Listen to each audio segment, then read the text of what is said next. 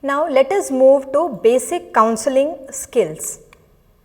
The learning objectives of this session are to list the basic counseling skills, to understand the counseling skills, to acquire these skills and to demonstrate these counseling skills during the counseling process. Now what are the basic counseling skills? See friends, it is very important for a counselor to have these counseling skills, without which the counseling process will not be very effective. Now what exactly are these skills? Now when you will refer to different books, we are going to see different authors who have given different skills as basic counseling skills. But there are 14 skills which are the most needed skills of counseling. The first one is communication skill. Now it is very important for the counselor to have good communication skill, because during his process of counseling, the counselor will come across number of people with different languages, with different dialects, people from different background, and hence the counselor has to be very good with his communication skills. They are people who are misfits in their profession. Now I have heard of many lecturers who say that they are very reserved kind of personality and they don't love speaking. So such people are misfits in their profession. Similarly, for a counselor also, he has to be very good with his communication skills. The second important skill here is interpersonal skill. What exactly is interpersonal skill? That is how you are interacting with the client.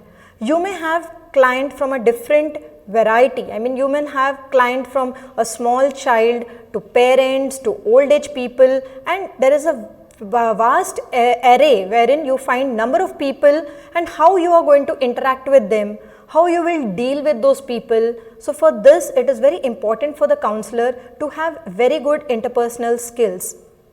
The third most important skill is to have a good understanding of ethics. See, our profession is something which is very sensitive. We deal with human beings, and so we cannot hurt human beings very easily. So by any single act, the person should not feel hurt. This is something very important. And whenever we study anything in psychology, we have always studied the ethical code of conduct. See friends, you all know that even if we conduct certain experiments with animals, it is very important to see that the animal does not get hurt. We have also seen that there has to be a veterinary doctor present over there, and no harm should be done to the particular animal.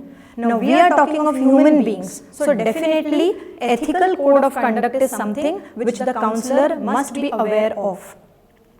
Next important quality or next important skill of the counselor is to have patience. See, many a times you don't know how long this counseling process will take.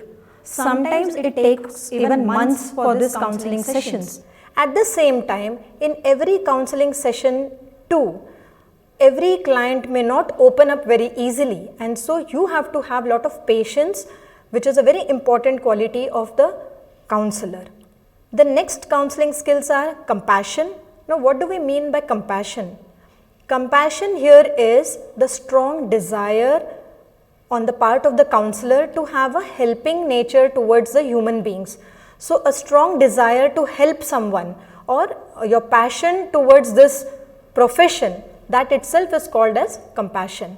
The next important skill is emotional stability. So friends, it is very important for the counselor that he himself should have a very strong emotional base, because he is going to meet variety of people with number of problems.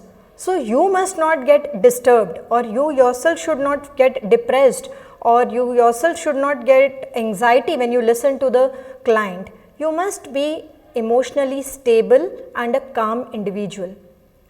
The next skill is having good knowledge of laws and regulations. So we are dealing with people. There are even number of laws that are related, there are number of human rights and number of other issues that are related to law. So once you are functioning in this counseling setting, it is very important that you abide by the laws of that governing body in whichever area you are counseling. Next important skill is open-mindedness. It's very important for the counselor to have an open mind towards all the clients those are approaching him. The next important skills are trustworthiness. Time and again we have been talking about this very important skill, that is the hallmark of counseling. Basically, trust is the main foundation stone on which the whole counseling process depends. So, it is very important that the counselor develops trust and the counselee then confides into the counselor. Next important skill is research skill.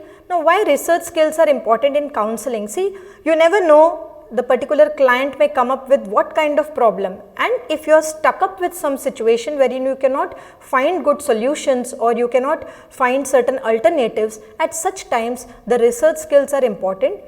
You can surf through the internet, you can surf through different journals, you must read different articles wherein you can find out how this problem can be resolved. Next most important skill of a counselor is problem solving skills. So, basically the counselor himself should have good problem solving skills. He must be able to solve his own problems very easily, only then he will be able to give alternatives to a particular client. So, it is very important to develop these problem solving skills. Next important skill is observational skills. See, the counselor has to be a very good observer. So, you are not only observing the words, once the client enters the counseling room, the counselor has to be sharp enough, he has to be sensitive enough to pinpointedly pick up or observe every minute change that is taking place in the client.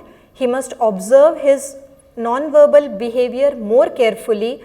So, it is important to have good observational skills. Next is reasoning skills and computer skills. Reasoning skills basically is whenever he is being approached by a client, the counselor must try and understand what the client is speaking. He must try and understand the behavior of the client, why the client is behaving in a particular manner. All this thing has to be judged by the counselor, and hence he must have very good reasoning skills. At the same time, in today's world, having good computer skills has become very important for the counselor. Many a times lot of documentation, note taking and many other things are being done digitally, and so to have this computer skills as an important skill today.